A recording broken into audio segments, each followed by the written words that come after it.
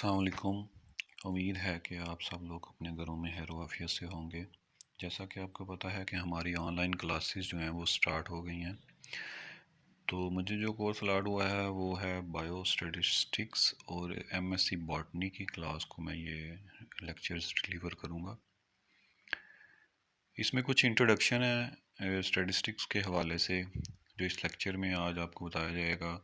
इसका इंट्रोडक्शन क्या है, इसकी इम्पोर्टेंस क्या है, इसकी लिमिटेशंस क्या हैं और सम बेसिक जो है वो टर्म्स मैं इसकी आपको बताऊंगा जिनके बारे में जानना आपके लिए बहुत ज़रूरी है। तो आइए अपने लेक्चर का आगाज़ करते हैं कि व्हाट इज़ स्टैटिस्टिक्स।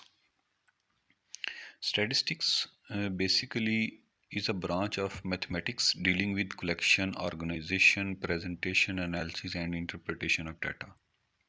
इसका मतलब क्या है, मैं थोड़ा सा आपको एक्सप्लेन करता हूँ उर्दू में कि स्टैटिस्टिक मैथ की एक ब्रांच है जिसमें हम स्टेप वाइज जो है वो पहले डाटा कलेक्ट करते हैं, फिर उस डाटा को एक वेल डिफाइन वे में ऑर्गेनाइज करते हैं और फिर उसको प्रेजेंट करते हैं एक अच्छे तरीके से। उस पे डिफरेंट मेथड्स जो है वो स्टैटिस्टिक्स के यूज़ करके हम एनालिसिस करते हैं। इस एनालिसिस के लिए हमें मार्केट में डिफरेंट टूल्स प्रोवाइड हैं, जैसे कि SPSS है हमारे पास। उसके बाद इसकी इंटरप्रिटेशन करते हैं। इंटरप्रिटेशन का मतलब है कि जो रिजल्ट्स हमें आए हैं उन्हें हम ब्रीफली एक्सप्लेन करते हैं। स्टैटिस्टिक्स यूज़ कब होता है? जब हमारे पास किसी भी किस्म की कोई प्रॉब्लम होती है, कोई फिनोमेना हमने प्रूव करना होता है, कोई कंपैरिजन करना होता है, कोई पॉलिसीज़ चेंज करनी होती हैं, तो हम स्टैटिस्टिक्स यूज़ करते हैं। फॉर एग्ज़ाम्पल एक सिंपल सी एग्ज़ाम्पल है कि अगर हम जानना चाहते हैं कि स्टूडेंट्स की जो एवरेज जो है वो पॉकेट मनी वो कितनी है, ठीक है।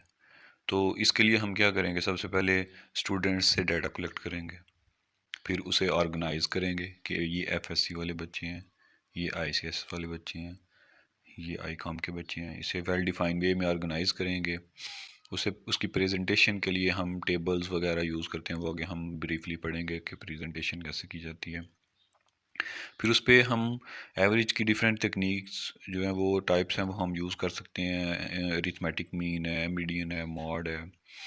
उसके बाद हम उसकी इंटरप्रिटेशन करेंगे। जब हम जो हमारे पास रिजल्ट्स आएंगे, लेट्स सपोज हमारे पास मीन का आंसर आता है 30, तो हम कहते हैं कि एवरेज पॉकेट मनी जो है वो बच्चों की वो क्या है, 30 रुपीज़।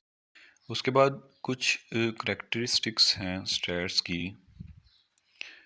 कुछ करेक्टरिस्टिक्स मैं आपको एक्सप्लेन करूँगा। फर्स्ट करेक्टरिस्टिक्स जो इसकी है वो ये है कि statistics are aggregate of facts. Statistics जो है वो फैक्ट्स का एग्रीगेट होता है। हम कभी भी सिंगल वैल्यू से स्टैटिस्टिक्स को फाइंड नहीं कर सकते। इसके लिए हमारे पास एक से ज़्यादा वैल्यूज़ होनी चाहिए, न्यूमेरिकल वैल्यूज़। जैसे नीचे एग्जांपल में गिवन है कि 50, 60, 70 kg weight of student in a class.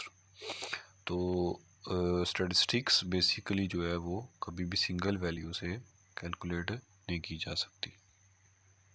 Second इसकी statistic are numerically expressed. Statistics जो है वो न्यूमेरिकली एक्सप्रेस्ड है, मतलब आप इसे न्यूमेरिकली एक्सप्रेस कर सकते हैं, जैसे कि 10 rupees, 50 rupees, 10,000 rupees, 20,000 rupees, 50 kg, 65 kg।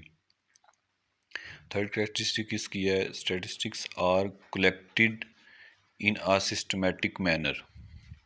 Statistics जो है वो एक सिस्टमेटिक मैनर से कलेक्ट किया जाता है। एक प्रॉपर प्लान बनाया जाता है। उस प्रॉपर प्लान के तहत आप जो है वो सारा कुछ करते हैं। आपने जो डाटा कलेक्ट करना है उसके लिए भी प्लान होगा, आपने जो एनालिसिस लगाना है उसके लिए भी प्लान होगा। अगर आप ये प्लान नहीं बनाएंगे तो आपके रिजल्ट्स जो हैं वो सिग्निफिकेंट नहीं आएंगे। Statistics are collected for a predetermined purpose. जो स्टैटिस्टिक्स हम फाइंड करते हैं वो एक प्री डिटरमिन्ड जो है वो पर्पस होता है उसका, उसके लिए हम फाइंड करें। हमें पहले से पता होता है कि हमने ये डाटा कलेक्ट करना है या ये एनालिसिस लगाना है या ये रिजल्ट्स फाइंड करने हैं, तो उसके पीछे हमारा पर्पस क्या है।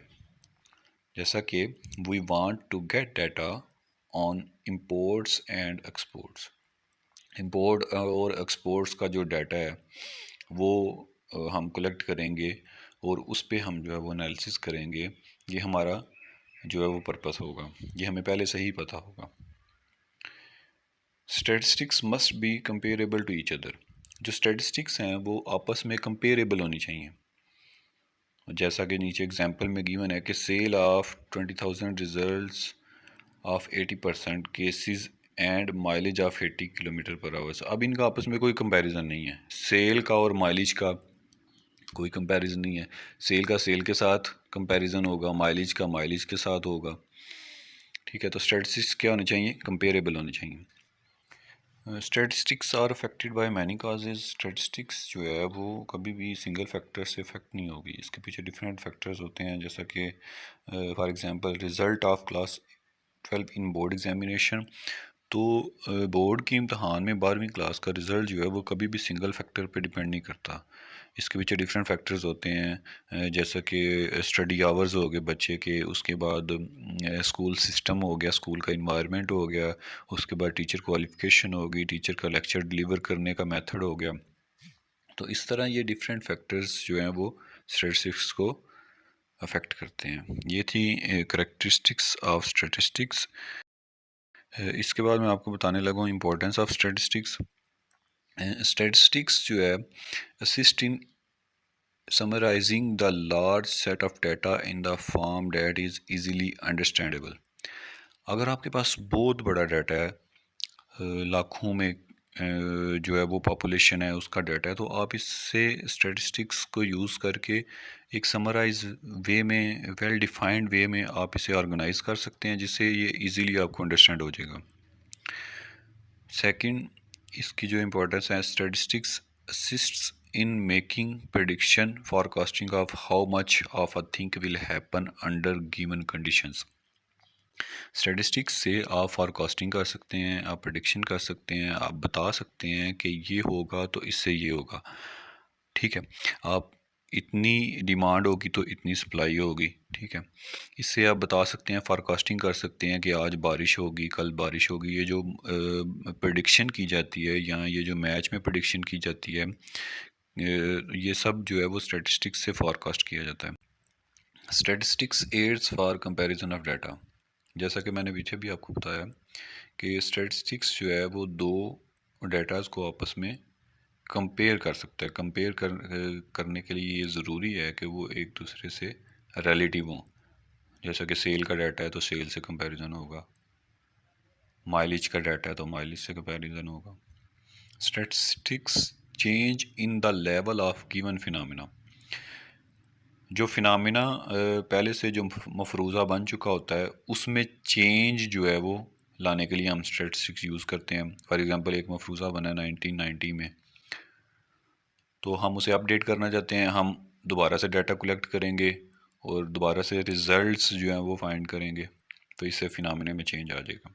Statistics guide formulation of policies. नई पॉलिसीज़ बनाने में स्टैटिस्टिक्स जो है वो गाइड करता है।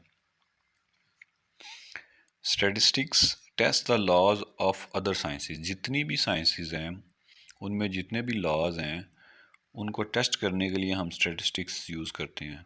वो ही डाटा जो है वो कलेक्ट करते हैं, उस पर एनालिसिस करते हैं, उसके रिज़ल्ट्स आएंगे तो हम बताएंगे कि क्या ये लॉ ठीक है या ये लॉ चेंज होना चाहिए। तकरीबन बाकी सारे सब्जेक्ट्स में जो साइंसेस हैं वो सारे स्टैटिस्टिक्स का एक माइनर कोर्स पढ़ते हैं, जो कि उन्हें रिसर्च कोर्स में जो है वो काम आता है। इसके बाद जो हम डिस्कस करेंगे वो है लिमिटेशंस ऑफ स्टैटिस्टिक्स के। स्टैटिस्टिक्स की लिमिटेशंस क्या हैं, बारी बारी से डिस्कस करते हैं कि statistics only deal with numerical data. जो स्टैटिस्टिक्स है वो सिर्फ न्यूमेरिकल डाटा के साथ डील करता है।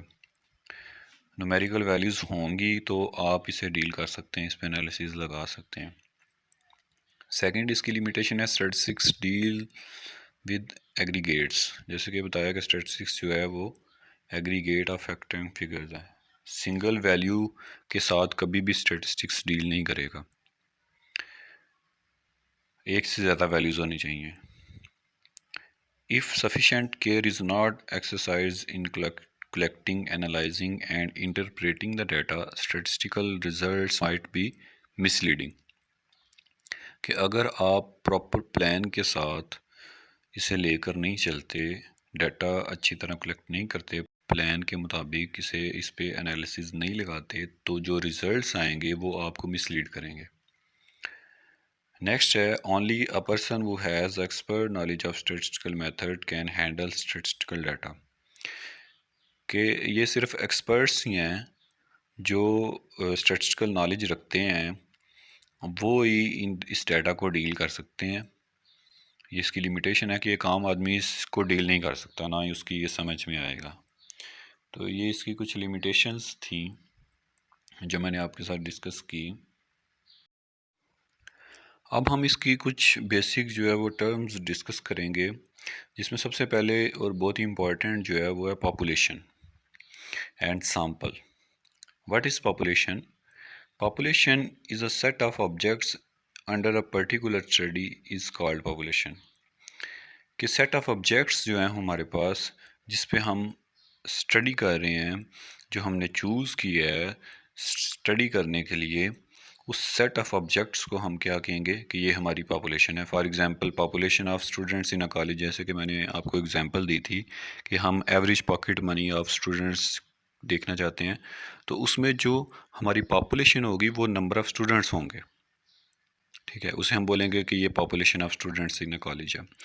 Population of workers in a factory, अगर आप किसी फैक्ट्री के बारे में कोई एनालिसिस करना चाह रहे हैं, तो उसमें जो वर्कर्स होंगे वो आपकी क्या है, वो आपकी पॉपुलेशन है। दूसरी साइड पे हमारे पास एक टर्म है sample. A small part of population is called sample. इसे हम स्मॉल पार्ट ऑफ पॉपुलेशन भी कह सकते हैं, या इसे हम सब पार्ट ऑफ पॉपुलेशन भी कह सकते हैं, या इसे हम रिप्रेजेंटेटिव पार्ट ऑफ पॉपुलेशन भी कह सकते हैं, कि ऐसा पार्ट जो पूरी पॉपुलेशन को रिप्रेजेंट करे। पॉपुलेशन का एक ऐसा सब पार्ट जो पूरी पॉपुलेशन को रिप्रेजेंट करे, और जो नंबर ऑफ़ ऑब्जर्वेशंस हम पॉपुलेशंस में सेलेक्ट करेंगे एज अ सैम्पल के तौर पे, वो जितनी भी नंबर ऑफ़ ऑब्जर्वेशंस होंगी, हम उसे कहते हैं कि ये हमारा क्या है, ये हमारा साइज़ ऑफ द सैम्पल है, और इसे हम डिनोट करते हैं एन से। The number of observations in the sample is called size of sample. It is denoted by N. नीचे डायग्राम में आप देख सकते हैं कि एक साइड पे वो बहुत ज़्यादा जो है वो ऑब्जर्वेशंस हैं, ये हमारी पॉपुलेशन है, और उसके अपोजिट साइड में हमारे पास 1 2 3 4 5 6 जो है वो ऑब्जर्वेशंस हमने इस पॉपुलेशन में से एज अ सैम्पल सेलेक्ट कर लिया। अब पॉपुलेशन में से जो हम मीन निकालेंगे उसे कहते हैं पॉपुलेशन मीन, और ये हमारा पैरामीटर है। एनीथिंग जो हम पॉपुलेशन से कैलकुलेट करते हैं उसे पैरामीटर कहते हैं। और इसके अपोजिट अगर आप देखें, स्टैटिस्टिक पे एनालिसिस लगा के जो हमने मीन निकाला है उसे हम सैम्पल मीन कहते हैं, और ये एक्स बार से डिनोट किया गया है, इसे हम स्टैटिस्टिक कहेंगे। पॉपुलेशन से कोई न्यूमेरिकल वैल्यू कैलकुलेट करेंगे तो उसे पैरामीटर कहेंगे, जैसे कि इधर दिखाया गया है कि पॉपुलेशन मीन है तो इसे हम म्यू कहते हैं। सैम्पल से अगर कोई चीज़ हमने कैलकुलेट की है तो उसे स्टैटिस्टिक कहेंगे। या इधर जो हमने निकाला है वो है सैम्पल मीन, और इसे हमने एक्स बार से डिनोट किया है।